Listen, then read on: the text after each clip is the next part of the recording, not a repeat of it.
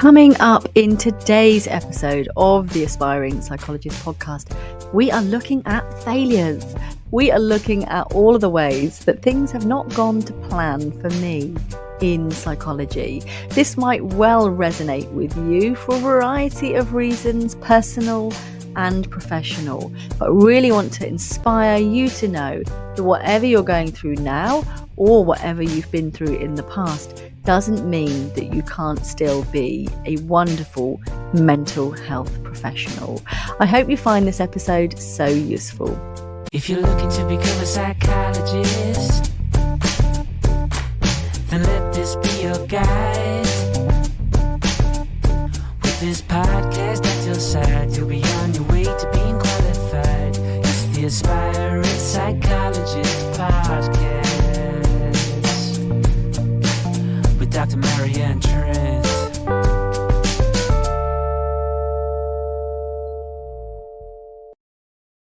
Hi, welcome along to the Aspiring Psychologist podcast.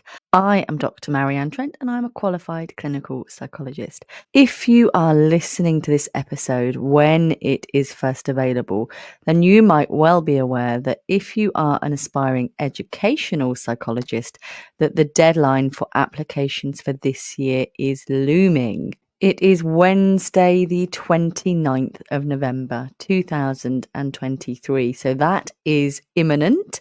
That is this week if you're listening to this on Monday. And if you are an aspiring clinical psychologist and you're planning on applying this year, then I hope you've already done it, because the deadline for that was Wednesday, the 22nd of November. So I hope that went really well for you if you did apply. And there will be episodes coming soon about what you can do between now and when we start to hear about shortlists. I thought it would be a really nice chance to think today about when things don't go to plan, because that is life, isn't it? And we often, I think, don't talk enough about the things that we haven't done very well. Felt like failure at the time and might even have come with a big F, fail stamp. So others may also have regarded it as failure. And why I think this is important as a narrative is because it helps us with our reflecting, it helps us with our growth. It also helps normalize some of the struggles that are around for us in our career, both as aspiring mental health professionals and qualified ones too. If you think I sound a little bit gruff, I've had a little bit of a cough hanging around in the background, so I will make sure that my podcast editor edits out any hacking coughs that happen. But in case you're listening on MP3 and you're like, she sounds different, that's why. Okay, so let's think in no particular order about one of the first ways that I have failed in psychology. So the first of the ways is that I got 3 C's and a D for my A-levels.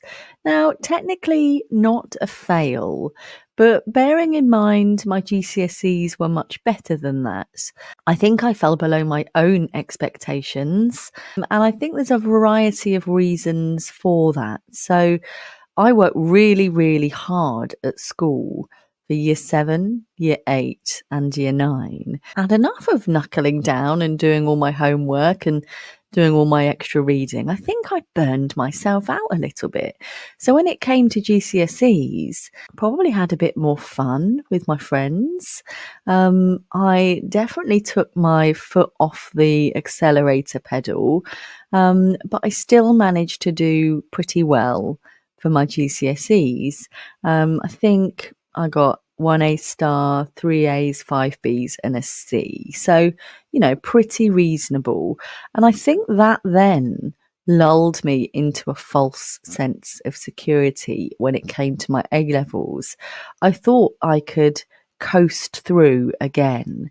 But what I probably hadn't appreciated was that the core subjects that I was studying at GCSE, I'd probably put in all the legwork for in my very conscientious year 7, 8 and 9. And of course, I still went to the lessons and did the homework that I had to do. I think that was enough to carry me through reasonably well for GCSEs.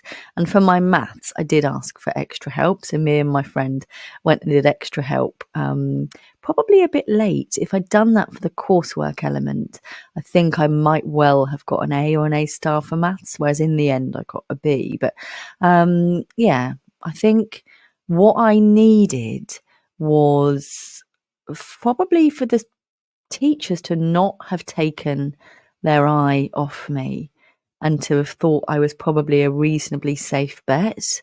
I think I needed some accountability. So I used to just use my study sessions to go and hang out, sometimes have a little nap at school. So we had to be at school in those days during study periods, but we weren't held accountable for what we did.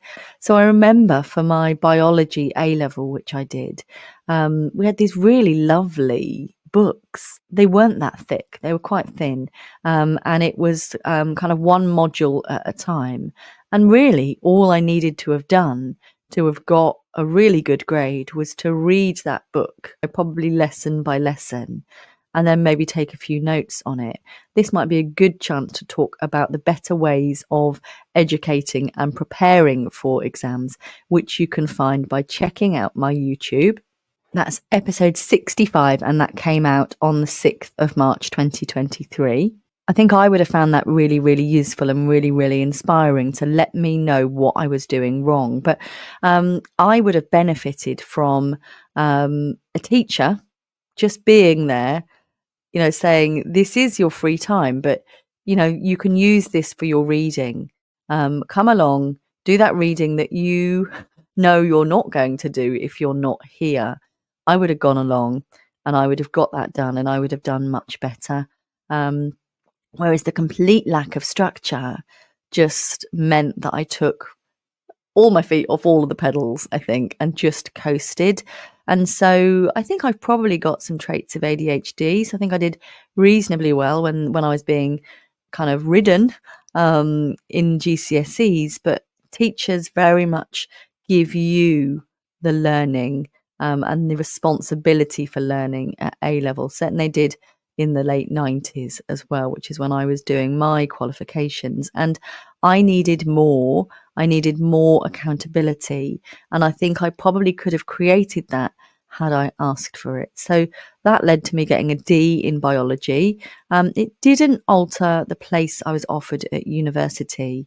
But had I been studying harder and more efficiently from the beginning, it might well have, affected which university I chose. It may not have done, and it all still ended up okay. But that's where I think I failed in my A levels. Okay, and the second thing I failed at, I'll level with you, is an almost failed. And it was when I was doing my doctorate in clinical psychology. There's an awful part in your mid-placement review where your personal tutor from the university turns to your placement supervisor and says, is there any chance that they might fail this placement? And on one occasion, the answer was yes.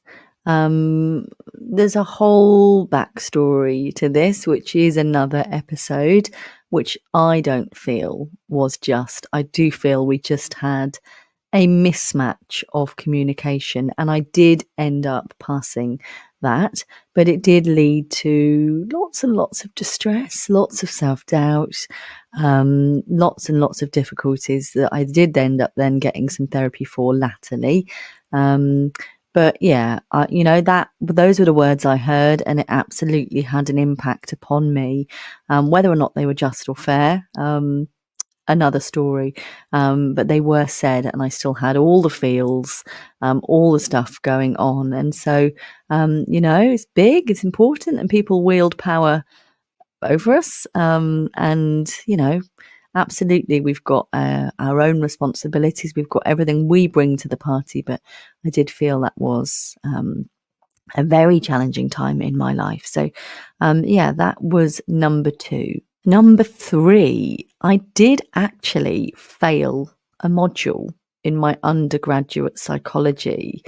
I think it was in year 2. It might have been in year 3. I think it was in year 2.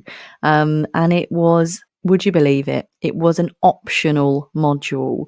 So there was a free floating module where I could have picked anything for, I think it was for a semester. And I really fancied maybe French or, creative writing, which, were things that I thought was a nice chance to do something as a little bit of bonus credit. But it doesn't necessarily need to be something psychology-ish. The problem being is that all the modules didn't coincide with the free time that I had available. And so I was it was suggested I do the suggested module on probability. And so I did. And some of my peers did that, some of them didn't. And I just didn't seem to be able to get it into my mind what I was doing. And my friend sitting next to me ended up getting basically an A star. She got everything right. I remember in the tests that we did, she got 100%. And I was like, oh no, I'm really not understanding. I'm really not getting this. And when it came to the exam, I failed it. And so I had to have the experience of going into university during the summer term, which was 2.5 hour trip each way to resit. And I don't know how I did it. I think I did some extra lessons with my brother, who was a pure maths student at university. And he, I think, coached me enough that I was able to just scrape a pass. But I don't quite know what I would have done if I didn't pass that. I think I probably would have had to pay to have done it again myself, but it didn't feel good. And it didn't feel good because it was an F, it was a fail. It was a fail and repeat and redo, but also because it was something I'd chosen. I'd had some control in that. Didn't technically need to take that module, although I couldn't really find anything else to do. So how much choice I had, I'm not really sure. But yes, I did fail a module at university. Number 4. Probably should have made this number 3, but it is number 4 all the same. I failed my driving test. I only passed on the 3rd attempt. The first time, I just don't think I was ready. The second time, I think I made a bit of a silly mistake. But the third time, I really thought my driving was all right. But what happened was because I went the wrong route, so the instructor wanted me to go straight over, and I think I went. It's Milton Keynes. It's the land of roundabouts. I think I took second left. I just thought, oh, I failed then. All right. So I just carried on doing the rest of the route, just thinking this is driving practice, if nothing else. And I'm paying for the car. I've paid for the test. And then I got to the test centre and they said, well, I'm pleased to say that you've passed. And I was like, what do you mean I've passed? I went wrong. He said, yes, but you indicated appropriately. So at the point where I thought I'd failed, I just relaxed and I just drove without any pressure. And then that allowed me to showcase my driving ability without any kind of panic. So yes, so long as you are telling them what you're going to do properly and then you do it, doesn't matter what route you take. I did make it quite tricky for my driving instructor at the time, who then had to find a different route for me to then go and do all the things that I needed to do, because they use different routes for different candidates, so that you're not doing the same route every time. But yeah, I did find it really challenging the first time I failed. It really was a dent to my ego. And why is this relevant to psychology, I hear you ask? Well, it's because for many roles in psychology, you need to be able to drive. Certainly for the doctorate in clinical psychology, driving is a prerequisite. You need to take your driving license with you to interviews sometimes, to show that you can drive. And so this was key. But I did manage to pass just at the end of my first year of undergrad. And then it meant that I was able to take my car to uni and drive around, take my friends to the supermarket. And sometimes, because we lived at the top of a big hill, sometimes we'd just drive down the big hill and then drive back up it again. If it was raining, which it did a lot in South Wales. In those days, fuel was really cheap as well. Gone are those days. But yeah, I did fail my driving test on the first 2 attempts. But I do think that learning to drive and having my driving license is one of the best skills that I have. It's meant I've been able to do so many wonderful things, both work, pleasure, family related. I've driven in Thailand, I've driven in New Zealand, driven in Spain, internationally, nationally. And I've just done wonderful, wonderful things because I can drive. Top memory of driving was when I was backpacking in 2003 in Australia, and nobody else wanted to or could drive the 4x4 that we were using on Fraser Island, which is the largest sand island in the world. And so I did, me and my friend who I was backpacking with, we did all the driving, and I loved it. It was so exciting, it was so cool, just like flooring it on the beach, like really, really cool. And I wouldn't have been able to do that if I couldn't drive. So it is absolutely a very important skill, I would say. But it's also meant that in some of the more junior kind of clinically relevant roles I did, like I was able to do home caring, I was able to do work in the community with people.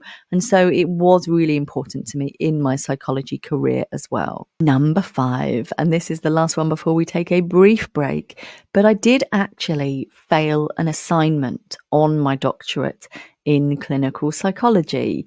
And I think there's a variety of reasons for this. It was the second presentation that I had to do.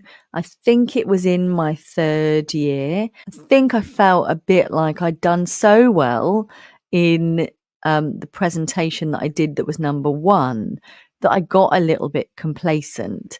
I don't think I was super happy about the topic I was doing, but because it was a topic that I felt like I knew a great deal about because of the work that I'd done, it was on physical health. I think it was on multiple sclerosis, and I felt like I knew quite a lot about it already. So I think I didn't do enough prep.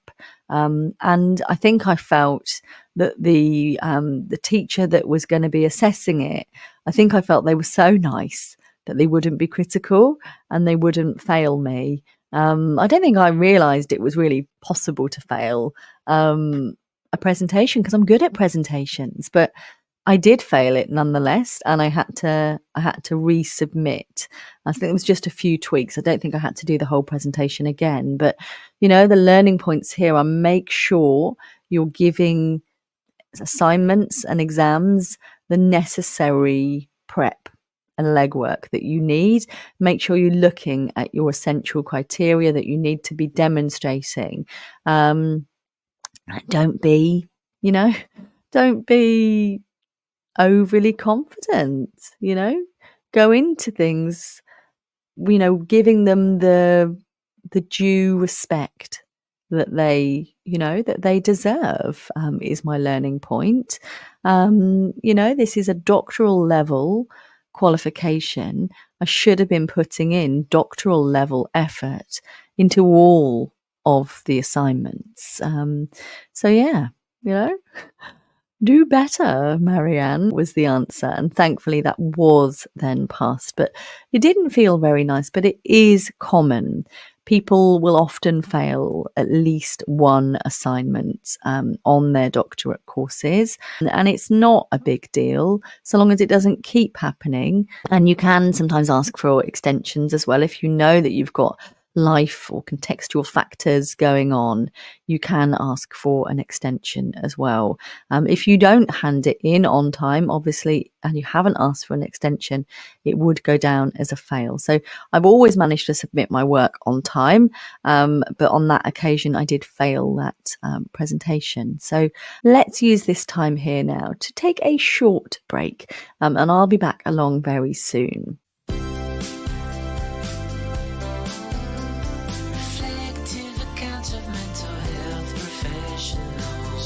On the way to getting qualified.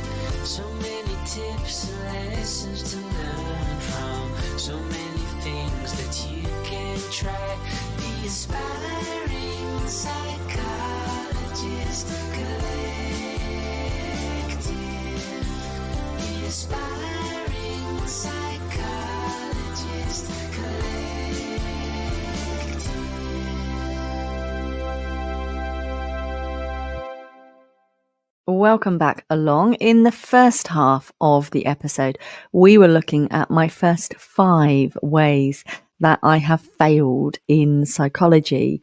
I've still got loads more to share with you, and I really want to have these conversations so that we normalise that getting things A-starred and right first time are not essential and not par for the course either. Let's look at number 6, and it may not feel that psychological, but I would class a serious relationship fail as being psychology related.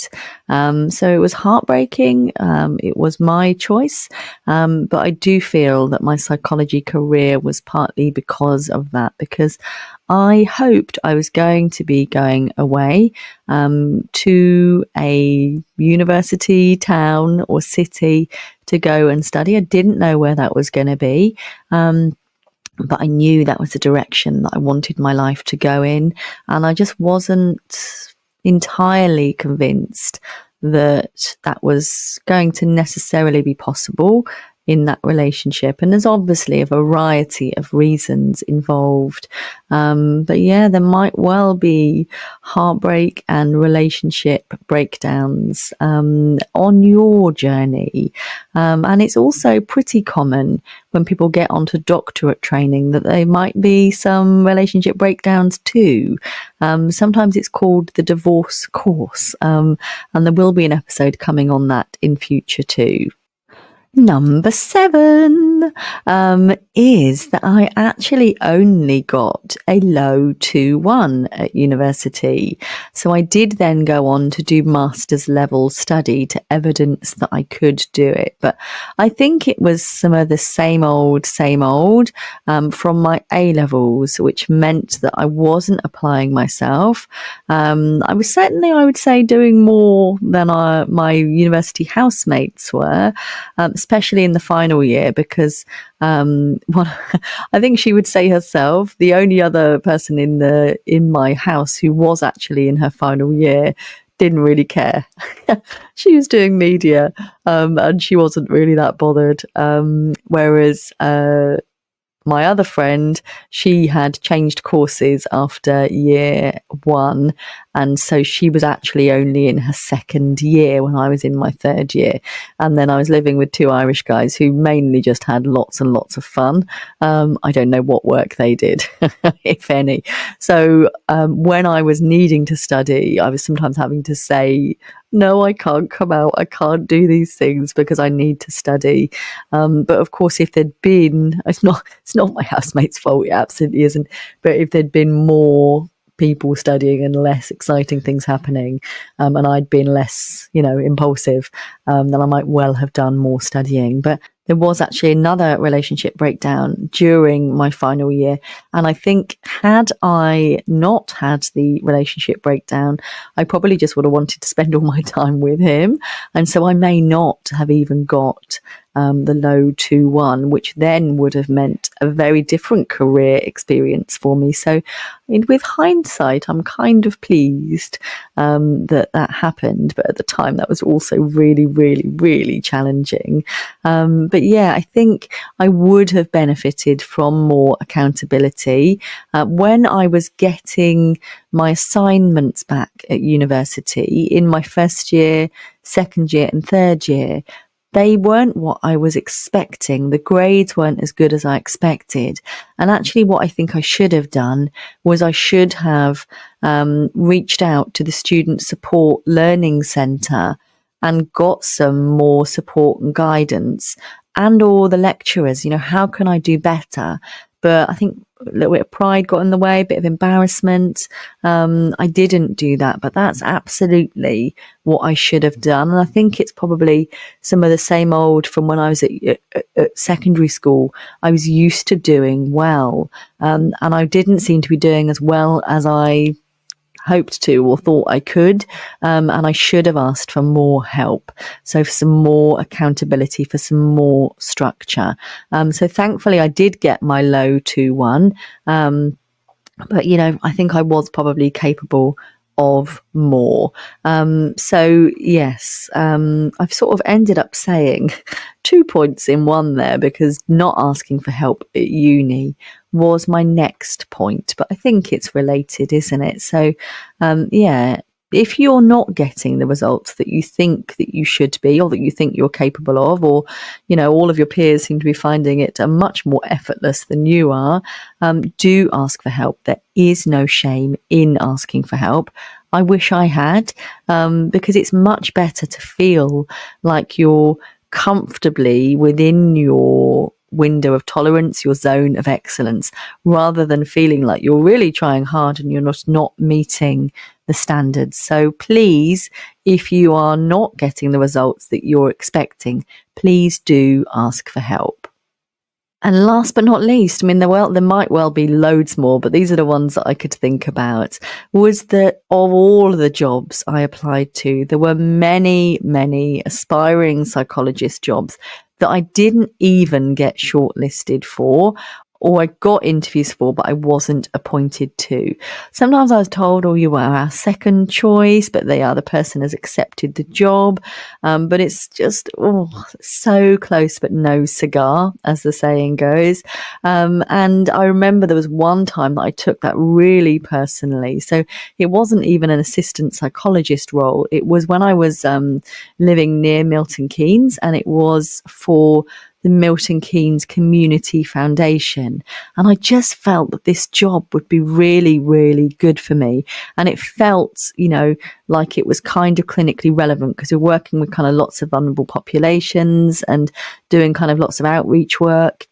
And I just felt this job would be a bit of me. And I went to the interview and I was so excited. I would have really, really liked the job.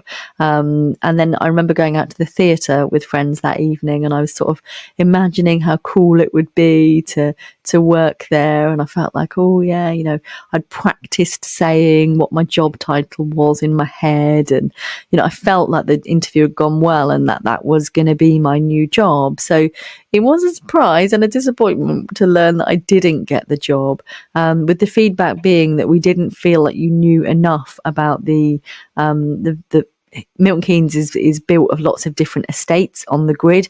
We didn't feel like you knew enough about the different estates on the grid and the areas of deprivation that were around in Milton Keynes. Now, they were probably right. So although I'd grown up, you know, living and working in Milton Keynes, I probably didn't know enough at that stage. But what I would say is that the next job that I did get working for Milton Keynes Council was directly working in those areas of deprivation. So I did then develop a very good understanding, real empathy for the people that were living there.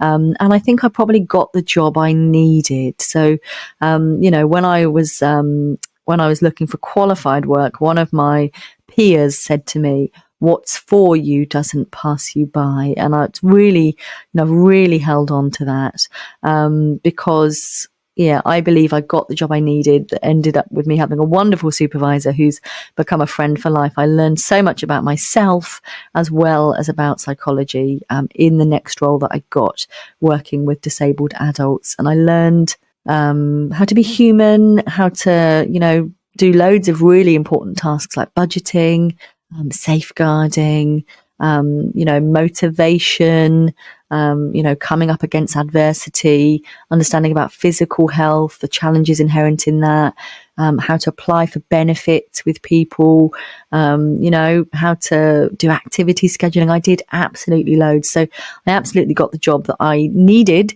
to then get me, you know, 2.5 years I think I was there for, to then be able to get assistant psychologist roles. But yeah, I didn't get quite a few roles. There was even qualified roles that I didn't get. The tricky thing being, when I graduated in 2011, was that we were in the recession and there were no jobs.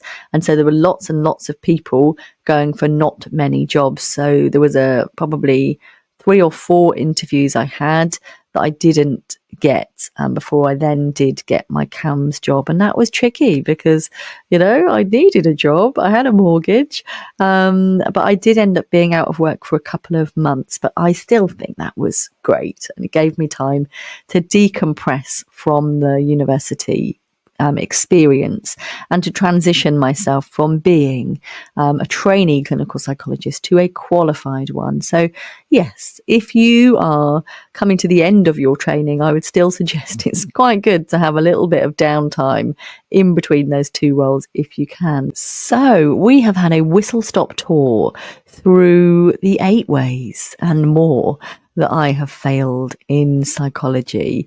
I hope this has been really interesting for you to listen to. Has it helped you reflect on your own journey, on the things that might not have gone to plan for you? Please do bear in mind the Aspiring Psychologist Collective and the Clinical Psychologist Collective, because there are many more experiences of people talking about failure and things not working out for them well there. There will be links in my show notes where you can check those out. But yeah, I would love your thoughts about this. Please do come and let me know what you think to this episode in the free Facebook group, the Aspiring Psychologist Community with Dr. Marianne Trent. That's over on Facebook. Please do rate and review this podcast on Apple and Spotify. Do consider leaving me a LinkedIn recommendation as well. If we are connected on there, that would be so gratefully received. Please do remember the ways that you can download some of my free resources as well.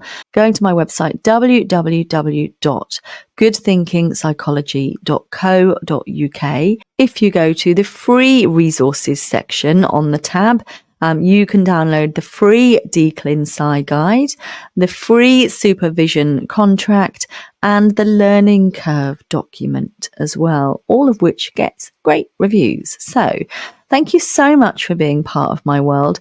I will look forward to catching up with you for the next episode of the Aspiring Psychologist podcast, which will be available for you from 6 a.m. on Monday. Take care.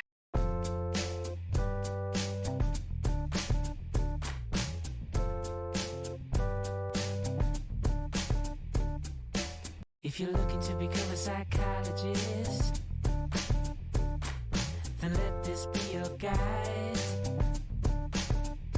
With this podcast at your side, you'll be on your way to being qualified. It's the Aspiring Psychologist podcast with Dr. Marianne Trent.